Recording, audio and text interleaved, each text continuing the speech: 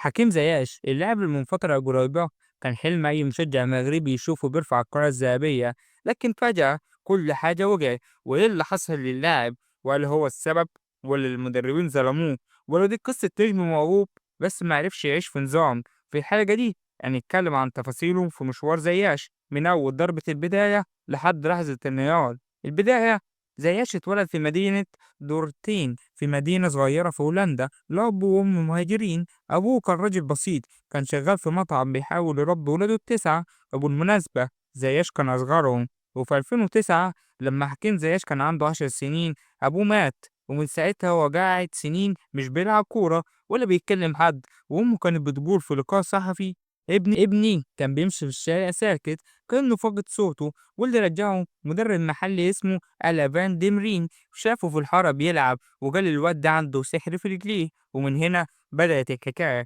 أول فريق لعب فيه سياش كان هيرنفين، بس هو ما خدش فرصة هناك. وفي موسمين لعب 46 ماتش، سجل فيهم 13 جون وصنع 10 أهداف. خلي بالك كان مدربه في الوقت ده فان باستن، وعايزك تفتكر الحتة دي عشان ندي عليها تاني. المهم، في موسم 2014 2015 بعد ما سجل جونين مع ناديه هيرنفين ينتقل إلى نادي تيفنتي، ووقع معهم عقد لمدة 5 سنين ولبس الرقم 10 هناك. وده يندل إن هو كان رايح هناك كنجم الفريق، وكانت قيمة الصفقة 3.5 مليون يورو.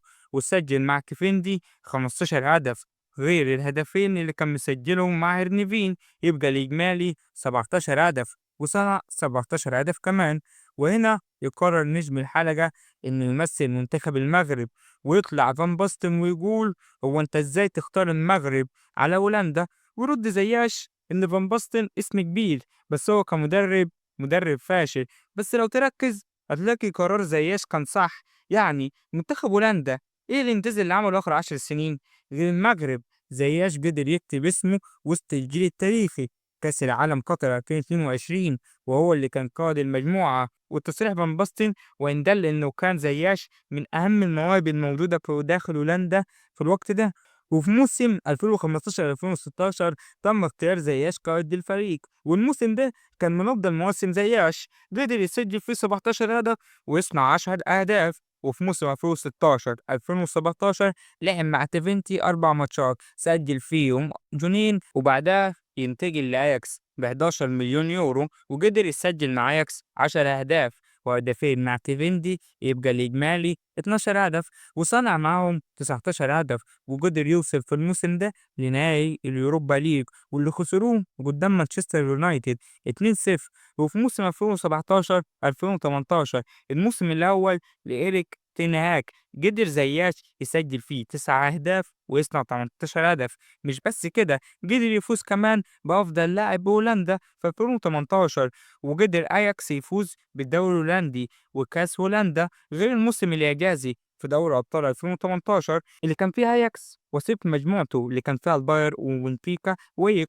وقدر يجمع أياكس 12 نقطة ويكون الوصيف زي ما قلنا، بس كان وصيف بدون خسارة. ودور ال16 يواجه أياكس ريال مدريد، وقدر يكسب الريال ماتش الذهاب في هولندا 2-1. واللي سجل هدفين الريال بنزيما واسينسيو، واللي سجل هدف أياكس الوحيد أكيد زياش. وفي مباراة العودة كانت في سانتياغو برنابيو، يعني خلاص الكل كان متوقع الريال بس تحصل المعجزة، وقدر يكسب أياكس الريال 4-1 في سانتياغو برنابيو. وفي الدقيقة 3 يحط فاران واحدة في العارضة، إنما إيه، كانت جامدة والله العظيم، بس كان حظ بقى نعمل إيه طيب. بس بعدها يعاقبوا زياش بهدف جامد في الدقيقة 7، وبعدها قدر أياكس يسجل التاني والتالت، وبعدها اسينسيو يسجل هدف المدريد الوحيد في الدقيقة 70. بس بعدها أياكس يقضي على أمال مدريد بهدف الرابع في الدقيقة 72. وفي دور الثمانية يقابلوا اليوفي. روندو قبلها كان مخرج الأتليتي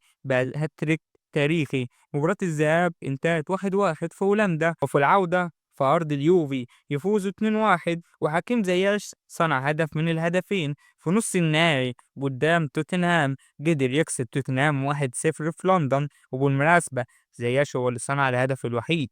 ونخش على مباراة العودة اللي أنا بعتبرها من ضمن أمتع 10 مباريات في تاريخ دوري الأبطال، المباراة اللي انتهت بنتيجة 3-2 لصالح توتنهام اللي سجل فيها لوكاس مورا هاتريك تاريخي، والمباراة دي سجل فيها زياش هدف من الهدفين أياكس. وفي الموسم ده قدر زياش يسجل 21 هدف ويصنع كمان 24 هدف. وفي موسم 2019 2020 اللي هو موسم الكورونا لعب زياش فيه 35 ماتش، سجل فيهم 9 أهداف وصنع 20 هدف. وفي 14 فبراير 2020 يروح حكيم زياش لتشيلسي بصفقة قيمتها 40 مليون يورو لمدة 5 سنين. في تشيلسي كانوا شايفينه بديل هازارد بسبب مستواه الخرافي في دوري أبطال 2019، وهم كانوا عايزينه ساعتها، بس تشيلسي كان موقوف الكيد ساعتها. المهم نجم حلقتنا اتصاب في أول ماتش تحضيري في الموسم، إصابة في الركبة اللي قعد بسببها شهر ونص، وبعدها بعد ما رجع من الإصابة لامبرد كان سايبه على الدكة. وكانت أحسن فترات زياش مع تشيلسي فترة توخيل، لأنه كان عاطي زياش حرية بسبب اعتماد توخيل على التحولات. بس مشكلة زيات مع تشيلسي كانت بدنية مش أكتر بسبب أسلوب اللعب في الدوري الإنجليزي. المهم في أول موسم لزياس سجل فيه 6 أهداف وصنع 4 أهداف، وقدر يكسب السيتي في نهائي دوري الأبطال، بس للأسف زياس ما كانش أساسي. وفي موسم 2021 2022 بدأ زياش الموسم بهدف ضد فيا ريال في نهائي كأس السوبر الأوروبي اللي خلص 1-1، وقدر تشيلسي يكسب بضربات الجزاء. وسجل زياش في الموسم ده 8 أهداف وصنع 5 أهداف. وفي موسم 2022 زياش كان احتياطي في نص الموسم الأول كله، وكان واضح إن جراهام بوتر مش مقتنع بزياش برغم سوء مستوى ستيرلينج ومودريك وبوليسيتش وجاو فيليكس. وفي يناير 2023 كان في كلام إنه يروح ميلان، بس الصفقة وقفت بسبب المقابل المادي، وفشل كمان الانتقال لباريس سان جيرمان بسبب إن تشيلسي بعت مستندات ناقصة ومش موقعة، وده اللي خلى الاتحاد الفرنسي يرفض الصفقة ويكمل زياش الموسم مع تشيلسي. وفي 30 يونيو 2023 فشلت صفقة انتقاله إلى النصر بسبب اختلاف في المقابل المادي، بس إدارة النصر ما قالتش كده، قالت سبب فشل الصفقة بسبب وجود مشاكل في الركبة. والسبب اللي خلى زياش يرد بستوري كان جايب فيه صورة ركبته وكاتب عليه مشكلة في الركبة، أليس كذلك؟ المهم في كأس العالم قطر 2022 المغرب بتتصدر مجموعة فيها كرواتيا وبلجيكا وكندا.